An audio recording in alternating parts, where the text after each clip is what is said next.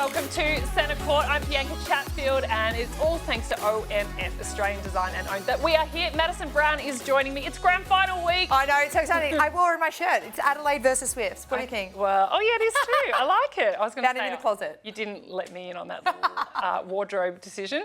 Anyway, we've got so much to cover, so much to talk about because, I mean, did either of us pick these two grand finalists? Somewhere along the season we probably did. I think we went back and forth 16 different times when we, maybe they would, maybe they wouldn't. But I think we've got the best two teams for the big dance. Oh, and it's going to be exciting. Well, let's get to the prelim final with the weekend that was. All thanks to OMF. Upgrade your sleep game with quality sleep mattress from Australia Design and Owned OMF.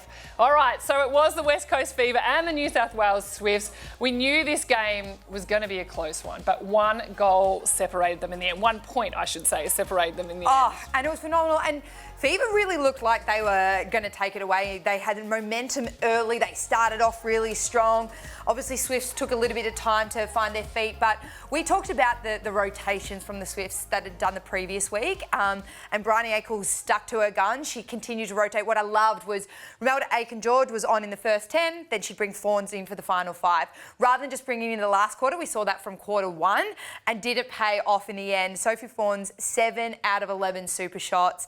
Obviously, that last one goal, you could see the experience, and it was like playing out a scenario for the Swifts. I thought, they worked the clock down in that final minute. Should we go to post? Should we go back? But yeah, it was a phenomenal game. And yeah, obviously the Swifts taking the chocolates in the end and getting one more crack at Thunderbirds for the year. Can I just say, from a West Coast Fever's point of view, they were doing so much right, weren't they? They were. Throughout the game. And Courtney Bruce, she has been in phenomenal form throughout the final series, but I just couldn't believe what she was doing out there. Just the pressure she was putting on, the balls that she would get, especially, I mean, you would appreciate this as a wing attack. Having, Maddie Proud or Paige Hadley driving into the pocket, she would sneak around on the outside of them and steal the ball out of their hands. To me, she's in fine form and what an asset she'll be in the World Cup. She was, and we even spoke about it, obviously, in the lead up to this week, saying, she was going to be pivotal, and so was Sarah Clow for the Swifts and those defenders. And what I loved, and you would have been impressed with this, is they attacked early. We didn't see them wait. Usually we see teams, really go that one-on-one grind defence. She started flying early, Courtney Bruce. She got some really good hand on ball, and I think that set them up in a really good position.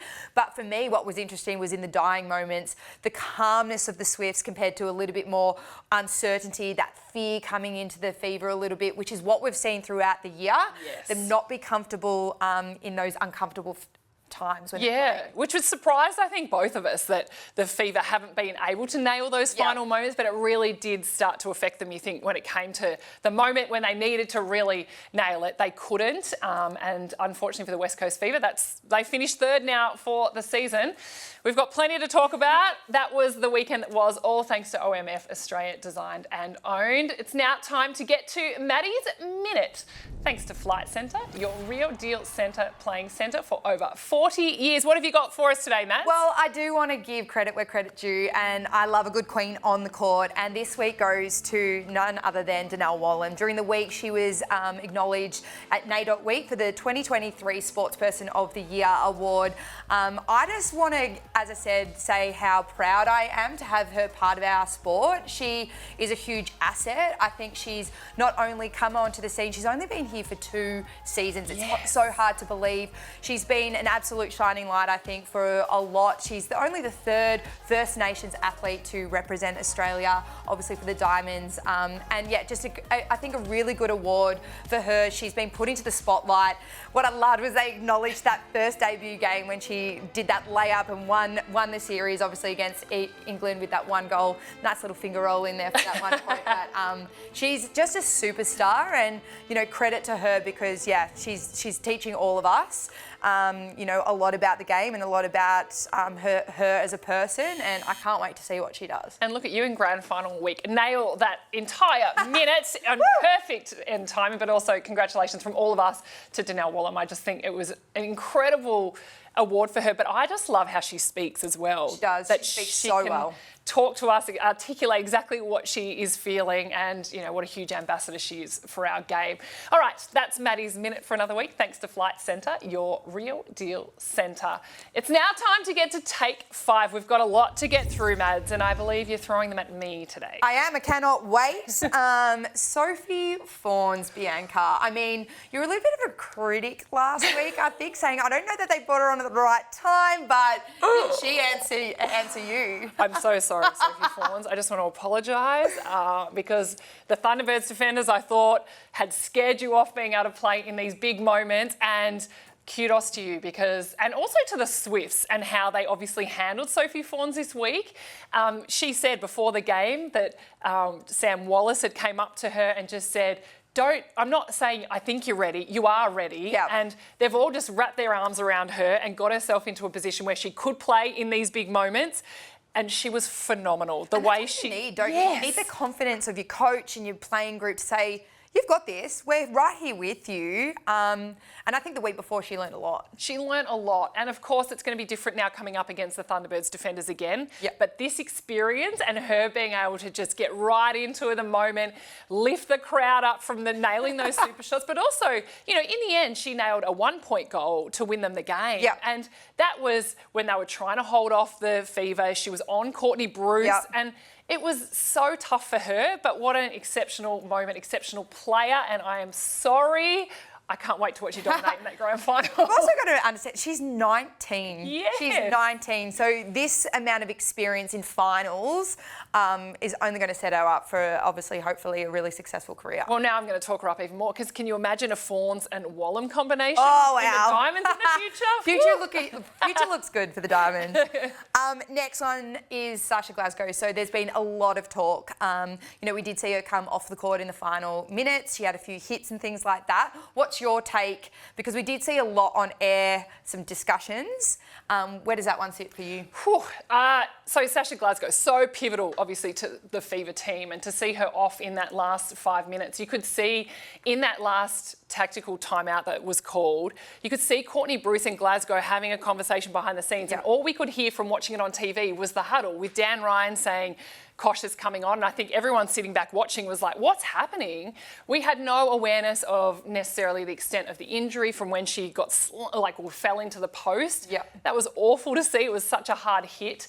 But so I think all this is happening, right? And the commentary team can only pick up so much. Sitting at home, we can only pick up so much. When you're watching and when you're listening in, you're getting some insights. I just saw Twitter blowing up about what everybody thought. And the coaching staff are only learning of some extent of the injuries and the concussion and whatever else. I just think everyone needs to calm down and leave it to the team. It's not for us to sit back on the sidelines or on the couch and give our opinions of what Fever should have done in that moment.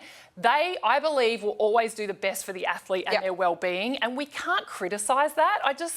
I find it really hard to see everybody's opinions on it when they're not inside the team. They don't know what's going on. They don't know what conversations are happening between Glasgow, the medical staff and the coaching staff, nor should they. Yeah, but also, imagine if we had have seen a blow-up. We saw it previous in years. We saw it with Kelsey Brown and even Rob Wright. Yes. And people criticise that, and it's like, well, you don't know the history or the relationships or the behind-the-scenes work that goes in between a coach and a player relationship. So, if we had have seen Dan Ryan blow up, we would have been the first on his case as well. But maybe that's I think the way that he reacted in the moment, he was like, all right, Emma Kosh, you are our person right now.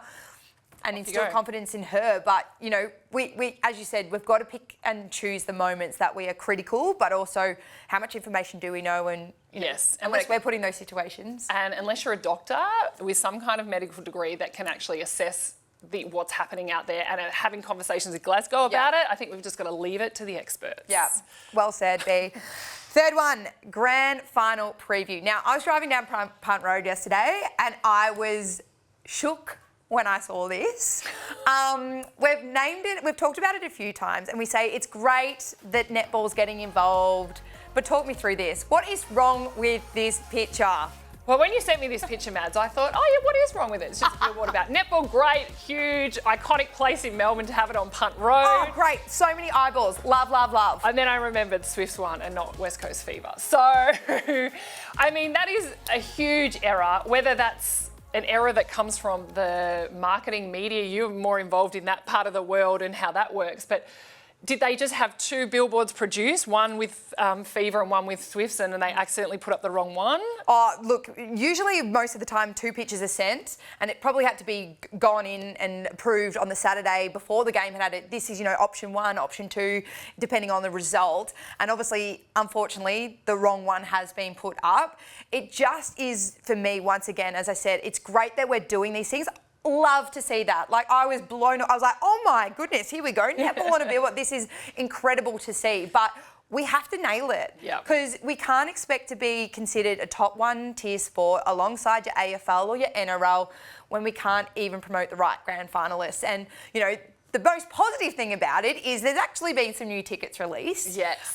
So there are some more general tickets available for people to get to what will hopefully be an incredible contest. But you need to get that right, because people could be looking at that, people are taking note of that, and we just want to be obviously spoken about in the right light, not the wrong one. That's right, and we want it to be a packed house at John Cain Arena. Last week we did say tickets had sold out, but that was just the general admission. Tickets they had released initially, they were exhausted, and so now they've got some more, and also obviously now the Thunderbirds and the Swifts have the opportunity, and their members, to buy tickets as well. So hopefully there is plenty of pink and red in the crowd at John Cain Arena. I think that will be exceptional. Well, let's talk about those 2 teams. Let's talk about the Swifts and the Thunderbirds. Round 2, it was a draw. We only got to see half a game. Round 14, the Thunderbirds got the win by 3. In the major semi-final, the Thunderbirds got the win by 2. So technically that would say that Thunderbirds maybe by 1, but how do you see this all playing out? Because we've ebbed and flowed throughout this entire show.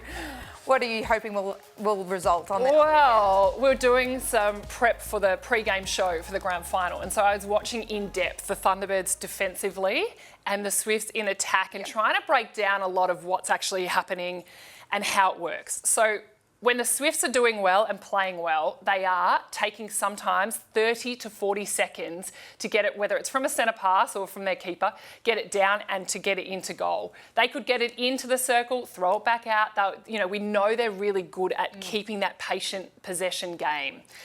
If they can do that well and maintain that across the game, they will definitely win the grand final. However, it's Thunderbirds' entire game plan is to block up that middle channel, force them wide, force them to make a lot of passes to hopefully generate an error somewhere. The error could be the feed that's slightly off. The error could be pushing them across the sideline and forcing that error that way. And I just think the Thunderbirds and the way they play so dynamic, it's going to be really hard for the Swifts to maintain that style of patient play for an entire game. When the pressure is on, I think both teams will enjoy playing away. Yes. But I think agree. That we both know as players how special it is to be on the road with your team, to be able to, yes, it's not ideal with your family and friends because they all have to obviously travel, but it's the important ones will make the effort, exactly. And then that's the thing, you have all the important people there that you want, and everything else you can block out the noise. It's even like people, in the week of a grand final, you get, if it's a home grand final, you get a lot of people, oh, do you have spare tickets? You don't have to worry about any of that. I'm just there to play netball. So that distraction, gone. Yeah.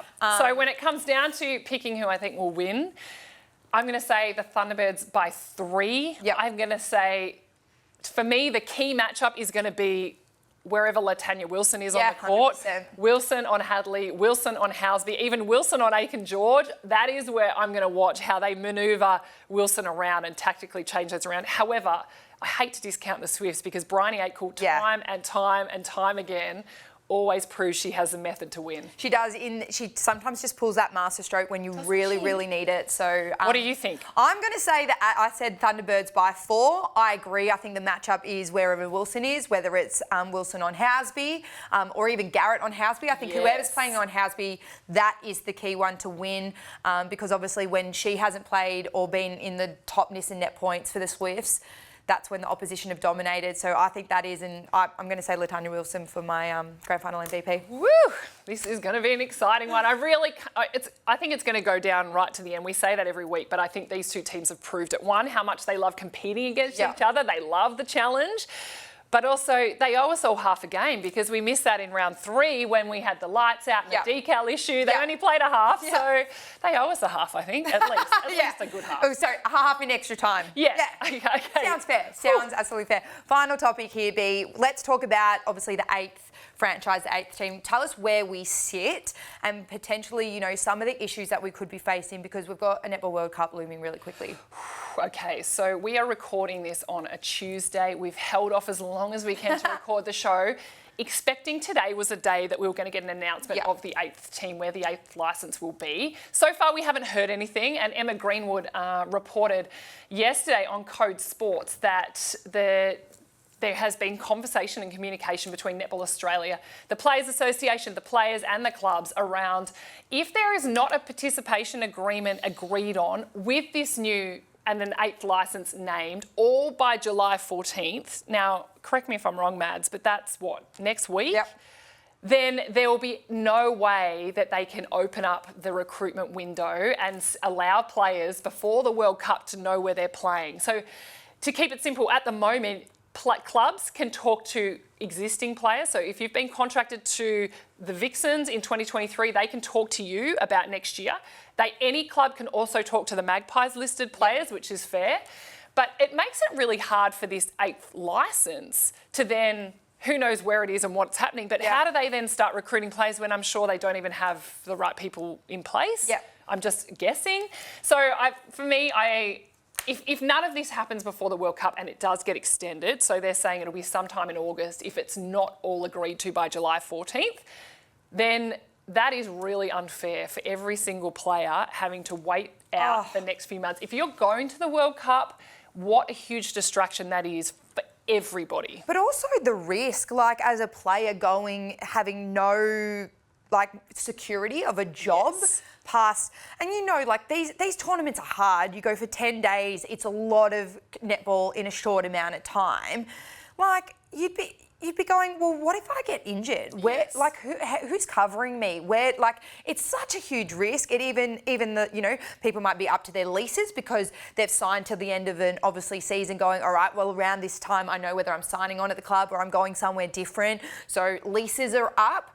You've got to put this human side to it and go, well, this is really hard. And could you imagine in any, I just don't know that it would happen in any other line of work. And so many players, it's not just even, you feel for the Magpies because they're not even being able to have anyone come really and have those conversations in-house. As you said, other clubs can talk to them, but you're kind of going, well, I've got to put myself forward. So it's such a hard time and it just feels like it continues to drag out. And we'd be told within a fortnight we would have an answer of an 8th franchise. We're still sitting here. So once again, they're not sticking to their word and it's just been pushed out. I'm like, can we stop playing games? Can we really just get to the bottom of this? Can we sign what we need to do for these players, for these staff, even staff? Yeah, even an interim agreement. So when you think about, the Australian Diamonds, for example, if there was an injury to one of the Diamonds players, you're back in Netball Australia to cover all the medical costs, to then help them, get through that injury and the rehab and get back into a club. However, if you are playing for Jamaica, who don't have the same medical resources as what we do here in Australia, if you're a Jodie Ann Ward, Shamira Sterling, Latanya Wilson, and you head over there, you injure yourself playing for Jamaica, you're not signed for an SSN club. An SSN club has no responsibility to take you on and to help you with that rehab and to get back into the game. It will all fall back on Netball Jamaica to do that, which we know they don't have the same ability to be able to kind of service that as what we would hear with a Super Netball club or Netball Australia. And how devastating if we lost the names like those players out of our league. But if it will even just going to different leagues, because there's obviously a lot of even the England League, New Zealand League, all of their contracting period is going to be closed before this potentially even opens. So it's not even sometimes the big name players. I think they'll stay around and hang around and wait for SSN, but it's those fringe players that we could lose, which could dilute the quality, I think, of the competition that we have. Yeah, and who knows what movement will happen and where players will go, but the less certainty you have and the less security you have, the less chance you want to move away from your family and where you potentially can, live with your family and not worry about renting a place. And yes, it's always drama-filled, it seems. It's a lot for these chaos, players. and hopefully we find out more soon. Hopefully by the end of today we know a little bit more, Mads. It could be all sorted by the time we go off air. That's the best case scenario for everybody. Yeah, absolutely. All right, so you're picking the Thunderbirds, I'm picking the Thunderbirds. I'm not doing that with a whole great deal of confidence. We would love to know who you are going to be tipping for the grand final. Make sure you let us know on our socials below. We'll put a poll up there. Is it the Thunderbirds? Is it the Swifts who will be the 2023 premiers in Suncorp Super Netball? Well, that was Centre Court for another week. Thank you, Maddie. We will be back next week to summarise exactly what took place during that grand final. Centre Court is all thanks to OMF, Australia Design and Own. See you later.